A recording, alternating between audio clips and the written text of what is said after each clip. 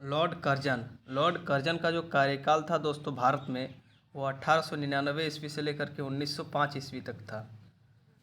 Lord Curzon के बारे में दोस्तों आज हम लोग पढ़ते हैं। लॉर्ड कर्जन का कार्यकाल आप लोग देख सकते हैं।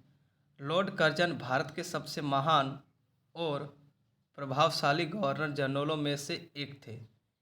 इनका जन्म 1859 ईस्वी में हुआ था। भारत के वायसराय बनने के पूर्व वह 4 बार भारत का यात्रा कर चुका था। दोस्तों भारत के गवर्नर जनरल बनने के पूर्व ये भारत के 4 बार यात्रा कर चुके थे। उसने एशिया से संबंधित समस्याओं पर 3 पुस्तकें लिखी थी। इसकी तुलना गवर्नर जनरल डलहौजी के साथ की जा सकती है। कर्जन को भारतीय इतिहास में सबसे बुरा व्यक्तित्व के रूप में देखा गया है। वह एक परिश्रमी व्यक्ति था और न केवल स्वयं परिश्रम करता था बल्कि अपने अधीनस्थ लोगों को भी परिश्रम करने के लिए बाध्य करता था। दोस्तों लॉर्ड कर्जन की विदेश नीति ये पूछा जाता है। तो इसका जो पहला विदेश नीति था दोस्तों, पॉइंट नंबर 1, कबायानी क्षेत्र की नीति। कबायानी क्षेत्र की नीति दोस्तों, जिस समय लॉर्ड कर्जन ने अपना पद ग्रहण किया उस समय कबायानी क्षेत्र अर्थात भारत के उत्तर पश्चिम सीमांत क्षेत्र की ओर उसका ध्यान सर्वप्रथम गया।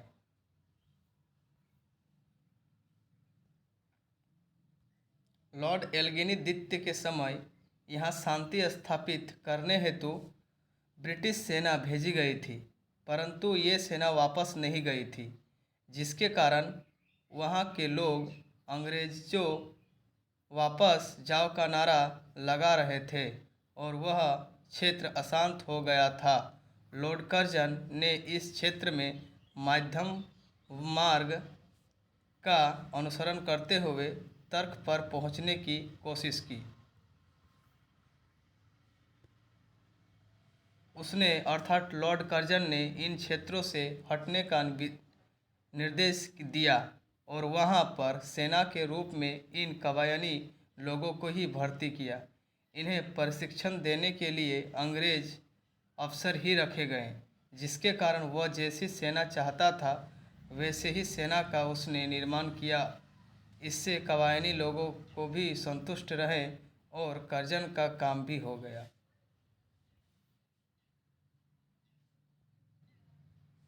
उसने विकास के नाम पर इन क्षेत्रों में रेलवे लाइनें, पुलों, सड़कों आदि का निर्माण करवाया। आगे आने वाले समय में कर्जन के इस नीति का अनुसरण अन्य वायसरायों ने भी किया। लॉर्ड कर्जन ने खुद 1908 ईस्वी में इस नीति के बारे में कहा, यदि किसी को इस सीमांत नीति को योजना के सफलता के संबंध कभी संदेह रहा हो तो 10 वर्षों से अस्तित्व रही है, तो इसके संदेह अवश्य दूर हो गए होंगे तथा मैं आशा करता हूँ हम अब कबायनी क्षेत्रों में बढ़ने के ऐसी भयंकर योजनाओं के संबंध में चर्चा नहीं सुनेंगे, जिनके द्वारा सीमांत रेखा तक को अंग्रेजी राज्य में मिलाए जाने तथा कबायली प्रदेश में से मार्ग निकालना का संबंध हो। नेक्स्ट पॉइंट है दोस्तों अफ़गानिस्तान। अफ़गानिस्तान के विषय में क्या कुछ किए थे, चलिए इसके बारे में भी हम लोग देखते हैं। लॉर्ड एल्गिनी द्वितीय के समय से ही भारत सरकार के अफ़गानिस्तान के साथ संबंध बहुत अच्छे नहीं थे। काबुल के अमीर अब्दुल रहमान पर अभी ब्रिटिश सरकार के द्वारा अभियोग लगाया गया था। उस पर सीमांत रेखा के दूसरी ओर कुछ गड़बड़ी पैदा करने का दोषारोपण किया गया था।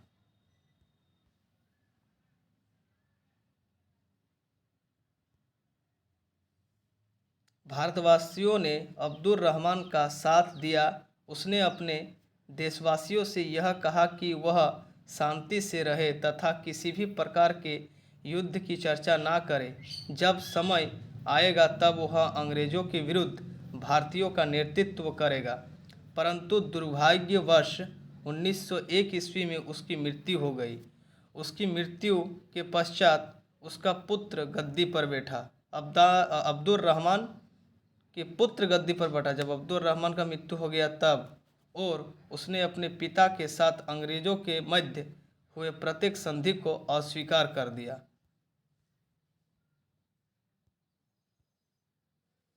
लॉर्ड कर्जन ने 1904 ईस्वी में स्थिति की नजाकत को समझते हुए उसके पुत्र अबिदुल्ला को, उसके पुत्र का नाम था दोस्तों अबिदुल्ला, महामहिम की उपाधि तथा संधि के कुछ प्रदेश देकर मित्रता स्थापित किया। नेक्स्ट है दोस्तों, नेक्स्ट पॉइंट है आपका पॉइंट नंबर 3, फारस की खाड़ी। लॉर्ड कर्जन के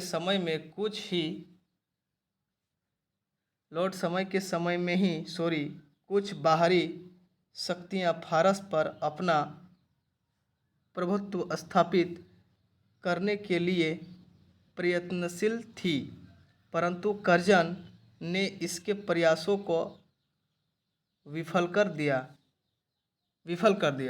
1899 ईस्वी में लॉर्ड कर्जन अपना एक बड़ा जहाजी बेड़ा फारस भेजा तथा वहां के सुल्तान को यह धमकी दी कि अगर वह किसी की अधीनता स्वीकार करता था तो उसके विरुद्ध कठोर कार्रवाई होगी। सुल्तान ने कर्जन के समक्ष घुटना टेक दी। 1900 ईस्वी में रूसियों ने फारस की खाड़ी के उत्तरी तट पर एक कोयले के स्टेशन बनाने दिया। हालांकि इसके दूरगामी परिणाम भी मिले। जब जर्मनी ने उसके यहाँ प्रार्थना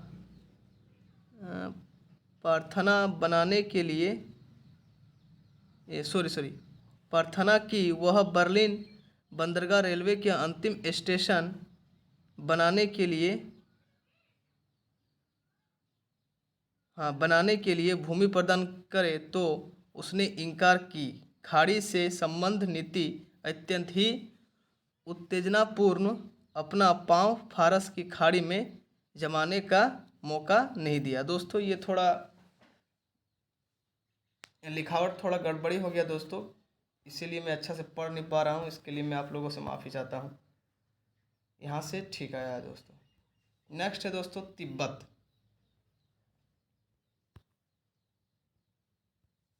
लॉर्ड कर्जन जब गवर्नर जनरल बनकर भारत आया, इस समय तिब्बत से संबंधित कुछ नई बातें सामने आए। तिब्बत के लोगों ने चीन से स्वतंत्र होने की दृढ़ इच्छा प्रस्तुत की। नई दलाई नामा ने अपने आप को एक शक्तिशाली शासक के रूप में प्रमाणित किया। यहाँ के लोगों का भी उसे पूर्ण समर्थन प्राप्त था। उसने कई बौद्ध देशों से धन भी इकट्ठा कर रखा था। नई दलाई नामा स्वयं अपने देश में रूसी प्रभाव को बढ़ाना चाहता था, जिससे चीनी प्रभाव को दूर किया जा सके। लॉर्ड कर्जन ने इन सारी परिस्थितियों को समझते हुए ब्रिटिश सरकार के सहयोग से यंग हस्टबैंड नामक एक मिशन तिब्बत भेजा। इस हस्टबैंड ने दलाई नामा के साथ संधि कर ली और यह संधि 1904 की ल्हासा संधि के नाम से जाना जाएंगे। दोस्तों ल्हासा संधि कब हुआ? 1904 ईस्वी में, और ये पूछा जाता है। इस संधि के अनुसार चुंबी की तलहटी पर ब्रिटिश सेनाओं को तब तक के लिए अधिकार हो गया जब तक कि युद्ध शांति न हो जाए, तथा इसके लिए 75 लाख रुपये की राशि दलाई नामा की ओर से इन सैनिकों को किस्त के रूप में देना तय किया गया। बाद के समय में यंग हस्टबैंड के द्वारा इसके अधिकारों का उल्लंघन होना शुरू हो गया और वह ब्रिटिश सरकार के लिए खतरा बन गया। नेक्स्ट पॉइंट नेक्स्ट नहीं है दोस्तों, इसी में है, जिसके कारण ब्रिटिश सरकार ने यंग हस्टबैंड के द्वारा ल्हासा संधि को मानने से इनकार कर दिया। रूस के सरकार ने इसका पुरजोर विरोध किया। लॉर्ड कर्जन ने ब्रिटिश सरकार के इस अनुचित हस्तक्षेप की शिकायत की, परंतु इस पर कोई भी कार्रवाई नहीं हुई। इस बात से इनकार नहीं किया जा सकता है कि यंग हस्बैंड की ल्हासा की यात्रा सफल रही। निसंदेह यह एक उचित नेतृत्व, संगठन और साहस की विजय थी। नेक्स्ट है दोस्तों, कर्जन की आंतरिक नीति। विदेश नीति दोस्तों उसका ख़त्म हो गया। अब आंतरिक नीति यानी कि घर में रहकर कर्जन ने क्या क्या काम किए उसके बारे में चलिए हम लोग पढ़ते हैं। पहला है प्रशासनिक सुधार। कर्जन जिस समय वायसराय बन के आया उसे इस बात की स्पष्ट जानकारी थी कि उसके सम्मुख कौन कौन से कार्य हैं। उसने 1904 ईस्वी के एक भाषण में कहा था कि प्रत्येक देश के इतिहास में एक ऐसा समय आता है जब प्रशासनिक व्यवस्था को पूर्णतः टुकड़े टुकड़े करके समय के अनुकूल उसकी काया पलट हो, पुनर्गठन का होना आवश्यक हो जाता है। प्रशासन का वह कोई भी अंग नहीं था जिस पर उसके कार्यों को छाप ना पड़ा हो। उसके प्रशासनिक कार्यों को हम निम्न शीर्षकों के अंतर्गत देख सकते हैं। दोस्तों पहला कार्य जो था उसका पुलिस सुधार। 1902 ईस्वी में सर एंड्रयू फ्रेजर की अध्यक्षता में एक पुलिस आयोग का गठन किया गया ताकि प्रत्येक प्रांत की पुलिस की जांच पड़ताल हो सके। इस आयोग ने जांच पड़ताल के पश्चात यह रिपोर्ट पेश किया कि पुलिस दल सर्वथा असमक्ष प्रशिक्षण और संगठन के दृष्टि से दोषपूर्ण, श्रेष्ठ और दमनकारी तथा जनता का सहयोग और विश्वास प्राप्त करने में पूर्णतः असफल है। 1903 में लॉर्ड कर्जन ने अपनी इस रिपोर्ट पर प्रतिक्रिया करते हुए कहा था कि इससे अधिक स्पष्ट हो और लाभदायक रिपोर्ट भारत सरकार के सम्मुख कभी भी प्रस्तुत नहीं किया गया है।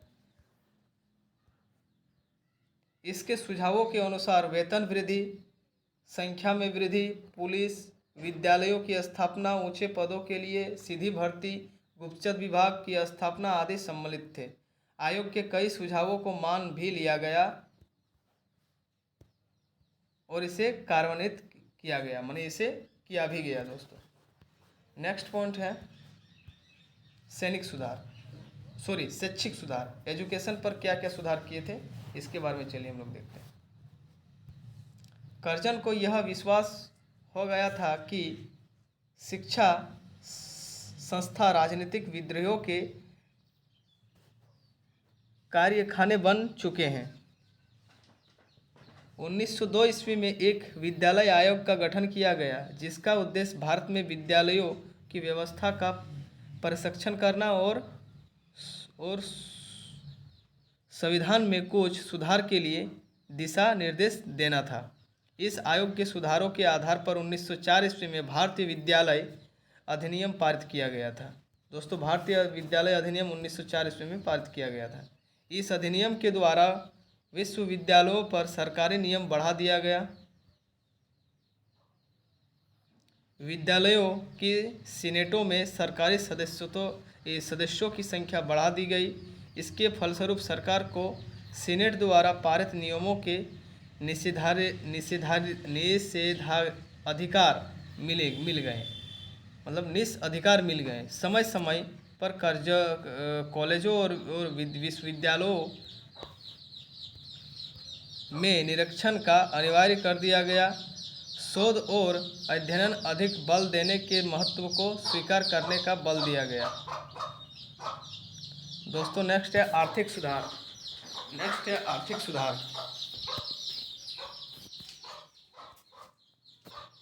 1899 से 1900 ईस्वी के अकाल के कारण दक्षिण मध्य और पश्चिम भारत विशेष रूप से प्रभावित हुए। उसने सर अंटेनिमक डोनाल्ड की अध्यक्षता में एक अकाल आयोग का गठन किया, जिसका उद्देश्य अकाल के कार्यों के परिणामों का मूल्यांकन करना था दोस्तों। इसमें कर रहा था हो गया, सॉरी। 16 जनवरी 1902 ईस्वी को इस आयोग की अनुशंसा पर यह निर्णय लिया गया कि उपज न होने अथवा कम होने की अवस्था में करों की कम करने की व्यवस्था की गई। यह भी निश्चय लिया गया कि यदि कर बढ़ाना भी हो तो उसे धीरे धीरे बढ़ाया जाए। 1901 ईस्वी में सर कॉलिन एस्कॉट मॉनक्रिफ की अध्यक्षता में एक सिंचाई आयोग का गठन किया गया। आयोग ने सिंचाई से संबंधित सभी पहलुओं पर विचार करने के पश्चात यह अनुशंसा पेश की कि 4.5 करोड़ रुपया अतिरिक्त धन आने वाले 20 वर्षों में सिंचाई व्यवस्था में व्यय किया जाना चाहिए। झेलम नहर, अपर चिनाब, अपर झेलम, लोअर बारिद्वा, ये नहरों का नाम है दोस्तों। नहरों के कार्य पूर्ण किए गए। 1900 ईस्वी में पंजाब में भूमि अन्नक्रमण अधिनियम लागू किया गया, जिससे कृषकों का भूमि का गैर कृषकों के पास स्थानांतरण रोक दिया गया। 1904 ईस्वी में सहकारी उधार समिति अधिनियम पारित किया गया, जिससे कृषकों को थोड़ी दर पर उधार मिल सकता था। इसके अलावा कृषि विभाग स्थापित किया गया तथा वैज्ञानिक कृषि पर जोर दिया गया। 1899 ईस्वी में भारतीय टंकन तथा पत्र मुद्रा अधिनियम पारित किया गया, जिसके अनुसार अंग्रेजी पाउंड का मूल्य 15 रुपया निश्चित किया गया। कर्जन ने रेलवे के विकास के लिए विशेष प्रयास किए। रेलवे लाइनों की कार्यशीलता बढ़ाई गई और नई रेलवे लाइनें बिछाने का कार्य तेजी से किया गया।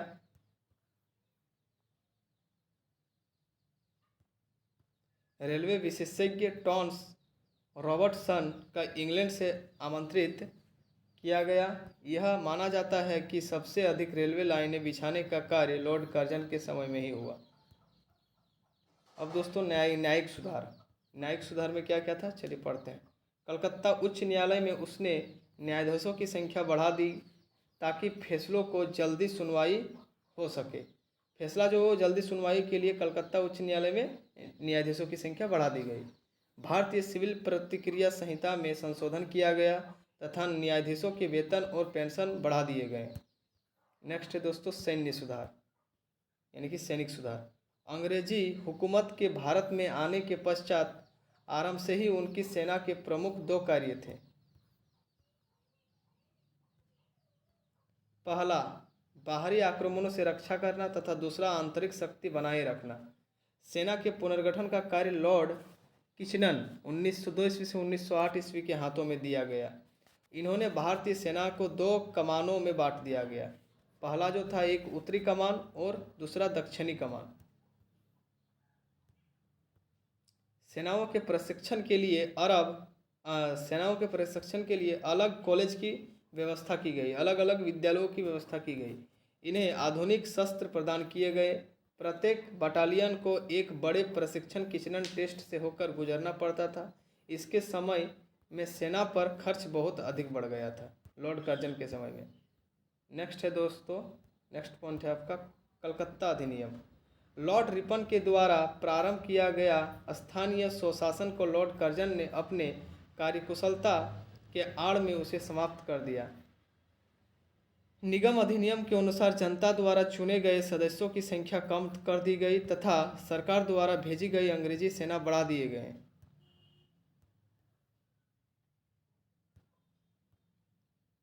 निगम अब केवल एंग्लो इंडियन सभा के रूप में रह गया। इसका विरोध करते हुए 28 भारतीयों ने त्यागपत्र दे दिया। नेक्स्ट है दोस्तों प्राचीन स्मारक परिरक्षण अधिनियम 1904 ईस्वी। कर्जन इतिहास और पुरातत्विक ज्ञान का महान विद्वान था दोस्तों। उन्हें इतिहास पर भी ये विशेष बोल दिया और पुरातत्विक विभाग पर भी। उसने भारत के प्राचीन स्मारकों की मरम्मत और रक्षा करने के लिए एक अधिनियम पारित की। इनके मरम्मत के लिए 50,000 पाउंड की राशि निश्चित की गई। इस कार्य से उसने प्राचीन काल के कलाकारों को अपने श्रद्धांजलि भेंट की। इसका नेक्स्ट जो इम्पोर्टेंट बहुत बड़ा कार्य जो था दोस्तों, बंगाल विभाजन। बंगाल विभाजन कब हुआ था? 1905 ईस्वी में हुआ था। इसके बारे में भी चलिए थोड़ा सा हम लोग पढ़ लेते हैं। कर्जन के समय कार्यों की चरम सीमा बंगाल को 2 भागों में विभाजन था। उस समय बंगाल प्रांत में बंगाल, बिहार और उड़ीसा तीनों सम्मिलित थे। उसका क्षेत्रफल 1,89,000 वर्ग मील और जनसंख्या 8 करोड़ थी। बंगाल से अलग बिहार और उड़ीसा की कुल जनसंख्या 2 करोड़ 10 लाख थी। कर्जन ने इस विभाजन को केवल प्रशासनिक सीमाओं को पूर्ण व्यवस्थान बनाया। कर्जन ने कहा, इतने बड़े प्रांत पर एक केंद्रीकृत प्रशासन का कार्य सुचारू रूप से सुव्यवस्थित स्थापित नहीं की जा सकती है। अतः सुव्यवस्था और व्यवस्थित प्रशासन का हवाला देते हुए उसने बंगाल विभाजन को अनिवार्य बताया।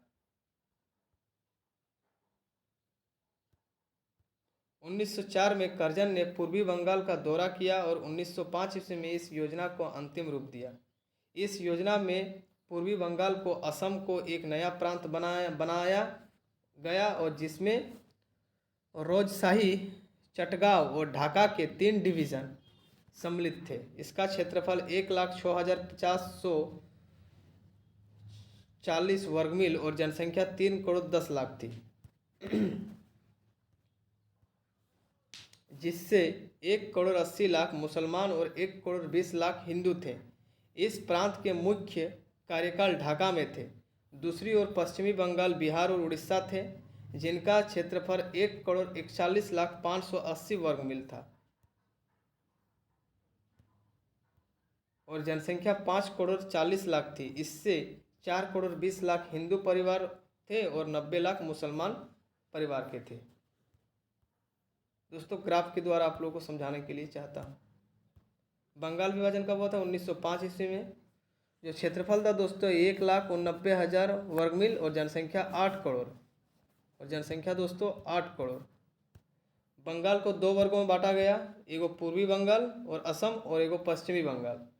पूर्वी बंगाल और असम, इसका राजशाही चटगांव और ढाका इसका मुख्यालय बनाया गया और पश्चिमी बंगाल का दोस्तों बिहार और उड़ीसा, जिसमें से पूर्वी बंगाल का जो क्षेत्रफल था दोस्तों वो 1,06,540 वर्ग मील था, जबकि पश्चिमी बंगाल का जो क्षेत्रफल था वो 1 करोड़ 41 लाख 580 वर्ग मील था और इसका जो जनसंख्या था दोस्तों 3 करोड़ 10 लाख था, जबकि इसका जनसंख्या 5 करोड़ 40 लाख था, जिसमें से दोस्तों मुसलमान इसमें से पूर्वी बंगाल में 1 करोड़ 80 लाख था और हिंदू था 1 करोड़ 20 लाख। और दोस्तों इसमें यदि जनसंख्या की बात करें तो इसमें दोस्तों हिंदू थे 4 करोड़ 20 लाख और मुसलमान था 90 लाख। थैंक यू दोस्तों। और दोस्तों और एक चीज़ छूट गया, इस प्रांत का मुख्यालय दोस्तों ढाका में था, पूर्वी बंगाल का। दोस्तों ये थोड़ा बड़ा टॉपिक था और ये लॉन्ग क्वेश्चन में ही पूछता है, याद रखिएगा। इसीलिए इसमें दोस्तों हम थोड़ा ज़्यादा आप लोगों को बताएं और आप लोगों का एग्ज़ाम दोस्तों जल्द से जल्द होने की संभावना है। तो चलिए हम लोग वीडियो को समाप्त करते हैं और आप लोग एग्ज़ाम का तैयारी में लग जाइए दोस्तों।